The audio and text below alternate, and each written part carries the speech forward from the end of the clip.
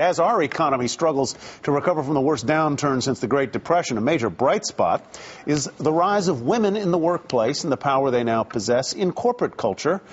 Maddie Dykewald is the author of a new book called Influence: How Women's Soaring Economic Power Will Transform Our World for the Better. Maddie, welcome. Good to have you in the studio with us. Thanks for having me. It's great to be here. You know, the numbers really are quite gratifying, particularly in the United States. But at the same day that I read about this, I read about a woman who's going to be stoned to death for adultery.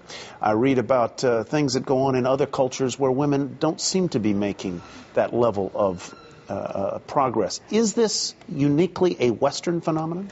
Well, interestingly, it is not uniquely just Western, although the Western world is far, far in advance of any of the developing nations. But what we've begun to discover is that there's some economic opportunities that countries really experience when they educate young women and then get them in the workforce. It's just had phenomenal results. But there are huge cultural barriers, you'd have to admit, in the Islamic world, but not only there. You know, the Chinese economy is male-dominated. Yet the richest person in China is a woman. A lot of powerful Chinese. So, I mean, you see things at both ends of the spectrum. What are the gains, or is it productivity? What happens in a country when... That is such a great question to be asking. Let's put it into three different terms. One, just the general economy. According to The Economist, the single biggest growth issue that we've seen over the last decade is not the growth of the Chinese economy or the Indian economy or even technology. It's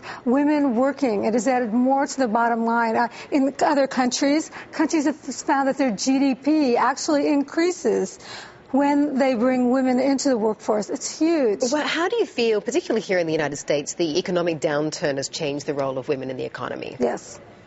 It's been pretty dramatic. I mean, we call this the man session because so many of men's jobs have gone away. Women have done a great job of getting to that kind of middle place where they're very effective in middle management, very effective at earning pretty well.